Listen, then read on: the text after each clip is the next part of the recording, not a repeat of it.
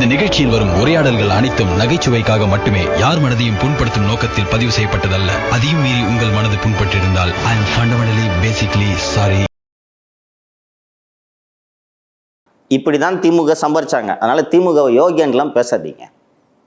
இந்தியாவில் இருக்கிறதுலேயே மிக மிக திறமையாக கொள்ளையடித்து விட்டு மாட்டாமல் எப்படி இருப்பது என்பதை தெரிந்தவர்கள் திமுகவினர். அதில் நான் சக்கரவர்த்தியடா. ஆண்டவரே, நீங்க ஒரு விஞ்ஞான திருட ஆண்டவரே. உங்ககிட்ட ஒர்க் பண்றது ஒரு பேங்க்ல ஒர்க் பண்ற மாதிரியே இருக்கு ஆண்டவா. மற்ற ஊழலாம் ஃபைல கையெழுத்து போட்டிங்கன்னா கண்டுபிடிச்சிடலாம்.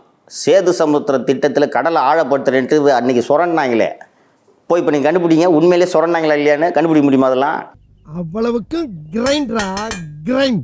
பாஸ், நீங்க ஒரு வில்லேஜ் விஞ்ஞானி பாஸ். என் மூஞ்சிக்கு முன்னால புகழாத, அது எனக்கு பிடிக்காது பாஸ். நீங்க ஒரு வில்லேஜ் விஞ்ஞானி பாஸ். இப்படி சுரண்டி சம்பாதிச்சதுனால தான் டிஆர் பாலு மட்டும் ஆராசாவை கூட கேபினெட்டில் சேர்த்துக்கிறேன், டிஆர் பாலுவை சேர்க்கவே மாட்டேன்னு மன்மோகன் சிங் உறுதியாக நின்றதற்கு காரணம் அதுதான்.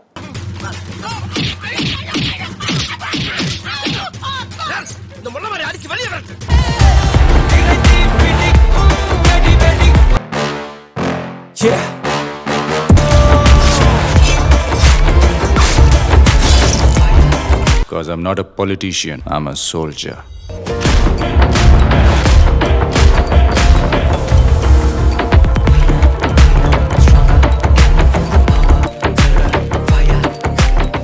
திமுக அப்படி சம்பாதிக்க தெரிஞ்சவங்க.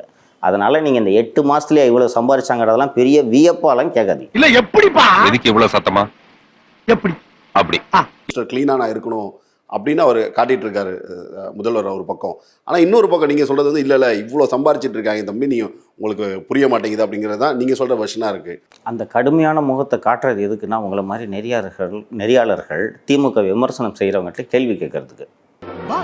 அப்ப நம்ம காட்டியும் கொடுக்குறோம் கூட்டியும் கொடுக்குறோம். உள்ளாட்சி தேர்தல் முடிஞ்ச உடனே கூட்டணி கட்சிக்கு ஒதுக்கின தொகுதியெல்லாம் திமுககாரன் போட்டிட்டு ஜெயிச்சானா? ஒரு இடத்தை தவிர மீதி எந்த இடத்துலையும் திமுகவினர் இன்று வரை பதவியை ராஜினாமா செய்யவில்லை. தெரியுமா உங்களுக்கு? ஸ்டாலின் என்ன சொன்னார்? உங்களின் நடத்தையால் நான் கூட்டணி கட்சிகள் முன்னால் கூனி குறுகி நிற்கிறேன்னு சொன்னாரா இல்லையா? இதை விட ஒரு கட்சி தலைவன் எவ்வளோ அசிங்கமாக சொல்ல முடியும்? இதுக்கு முன்னால ஒரு அவமானப்பட்டதே இல்லையா, ரீல் விடுவான். இதை கேட்ட பிறகும் திமுக காரர் ரிசைன் பண்ணலன்னா அப்போ ஸ்டாலின் சொன்னது என்ன மரியாதைன்னு தெரியுது உங்களுக்கு? மரியாதைங்கிறதே இல்லையா? என்ன மரியாதை? ஏன் இல்ல? முதல் மரியாதை காதலுக்கு மரியாதை, மனைவிக்கு மரியாதை, இந்த மாமனுக்கு மரியாதை. அந்த படம் வந்தா பாத்துக்கடா. இவ்வளவுதான் மரியாதை.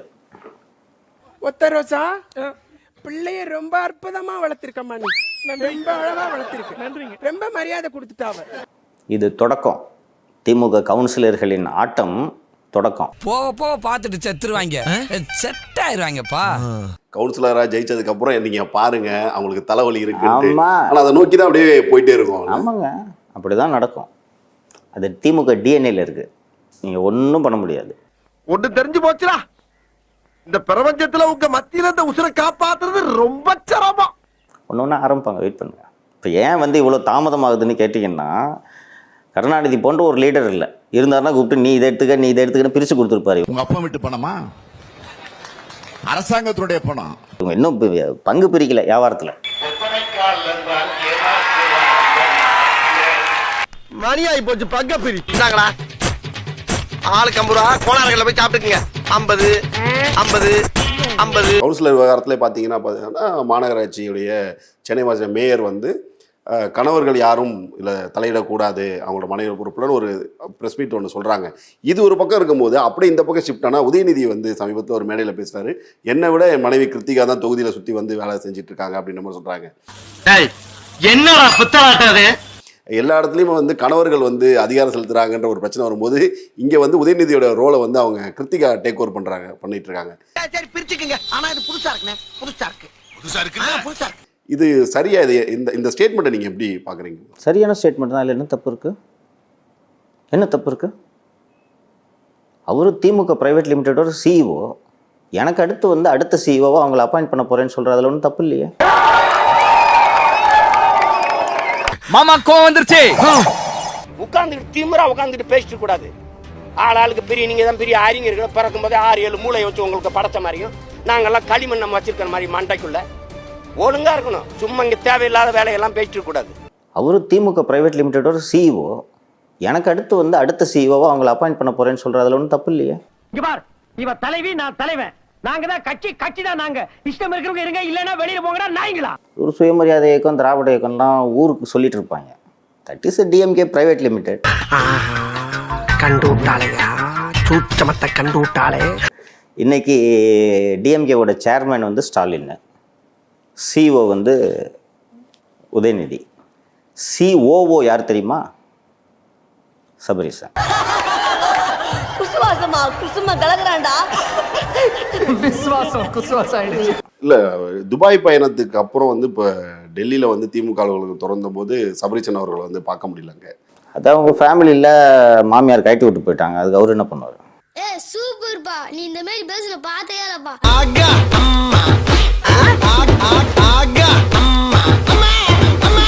அடுத்த நிகழ்வை பார்க்கறதுக்கு முன்னாடி நம்ம சேனல் இன்னும் சப்ஸ்கிரைப் பண்ணலனா சப்ஸ்கிரைப் பண்ணிடுங்க. அப்படியே அந்த பெல் ஐக்கானையும் கிளிக் பண்ணிடுங்க. இப்போ குயிக்கா வீடியோக்குள்ள போயிடலாம். ஆனால் இந்த துபாய் பயணத்தை விட்டு ஒரு சர்ச்சை, ரொம்ப அடிப்படையான ஒரு கேள்வி தான். வந்து இவ்வளோ பணம் எடுத்துகிட்டு போய் இன்வெஸ்ட் பண்ணார் அப்படிலாம் பாஜகவில் சொல்லும்போது, முதல் கேள்வி அது இன்வெஸ்ட் பண்ணாங்களா, ரெண்டாவது இதுக்கு வந்து முதல்வர் கிளம்பி போய் தான் இன்வெஸ்ட் பண்ணிட்டு வரணுமா, பணத்தை எடுத்துகிட்டு போனாங்க, இந்த மாதிரியான குற்றச்சாட்டுகள்லாம் வச்சுட்டு நான் அப்படி சொல்லலையே. அதே ஜென்ரலாக இந்த மாதிரியான குற்றச்சாட்டுகள்லாம் வந்து ஒரு பேஸ்லெஸ் தானே இதெல்லாம். அந்த குற்றச்சாட்டுகளுக்குள்ளே போகல. அதே குற்றச்சாட்டை நான் மாற்றி எழுப்ப விரும்புகிறேன். 6100 கோடி ரூபாய் துபாயிலேருந்து முதலீடு வந்துச்சு. இதை வாங்க சிஎம் போகணுமா?